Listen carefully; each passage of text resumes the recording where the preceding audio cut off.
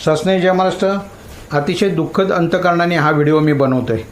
नव्या मुंबईतील अक्षता म्हात्रे या 30 वर्षीय महिलेच्या हत्येचं प्रकरण ताजं असतानाच नव्या मुंबईतीलच उरण येथील यशस्वी शिंदे या 22 वर्षीय तरुणीच्या हत्येचं प्रकरण समोर आलेलं आहे.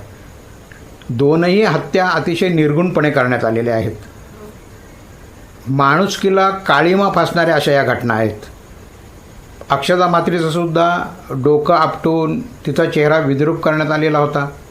यशस्वी शिंदेचं सुद्धा शरीराची हालहाल करून स्त्रीत्वाचा अपमान होईल अशा प्रकारे अवयवांची विटंबना करून तिची हत्या करण्यात आलेली आहे आणि हे अतिशय वेदनादायक आहे.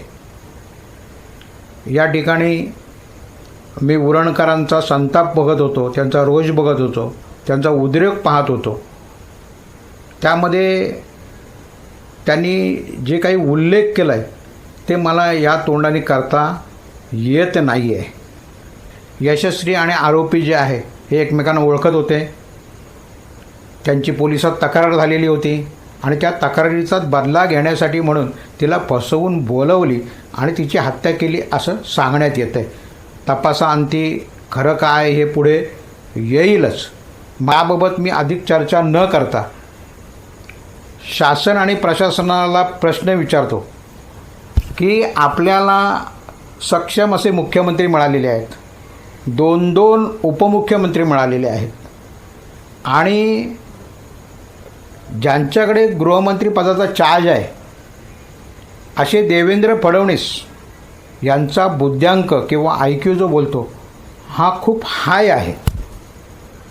मात्र त्याचा वापर वेगळ्या दिशेने जाताना दिसतो.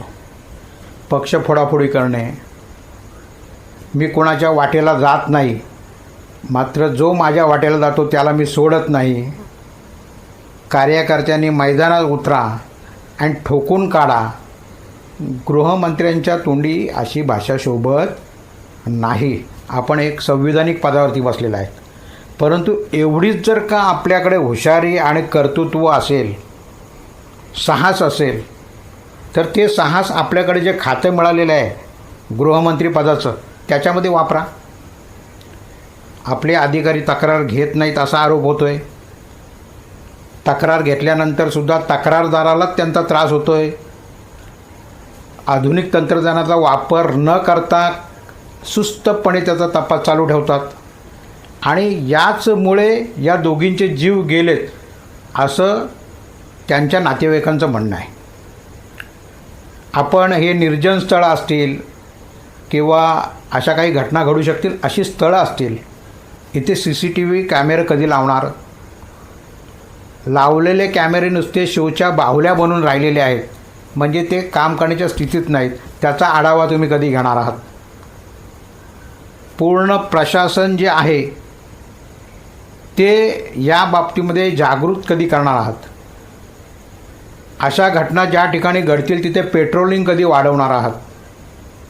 ह्या आरोपींना तर आपण पकडालच आणि फास्ट ट्रॅकवरती लवकरात लवकर त्यांना जास्तीत जास्त शिक्षा होईल हे आपण पाहालच.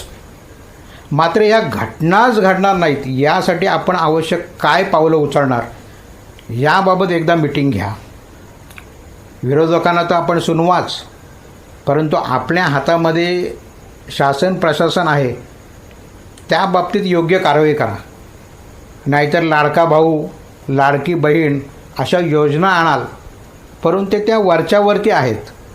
हे जे जीव चाललेले आहेत, हे जे हलाल करून जीव चाललेले आहेत, हे वाचले पाहिजेत.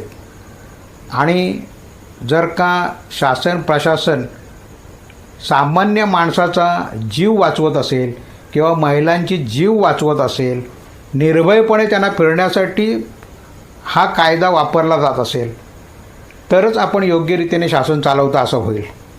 अन्यथा आपण कुठेतरी अपयशी ठरता. याची आपण जबाबदारी घेतली पाहिजे. आपण मीडियासमोर यायला पाहिजे आणि आपण किंवा आपलं खातं कुठं चुकतं आहे हे पण स्पष्ट करायला पाहिजे. आपणाला कळकळीची विनंती करतो की या घटना घडणार नाहीत यासाठी उच्चस्तरीय आपण बैठक घ्यावी आणि तशा प्रकारे आखणी करावी. मी या बाबतीमध्ये अधिक बोलणार नाही. अक्षता म्हात्रे आणि यशस्वी शिंदे यांना माझ्याकडून मनापासून भावपूर्ण श्रद्धांजली वाहतो. तूर्त थांबतो. जय हिंद, जय महाराष्ट्र.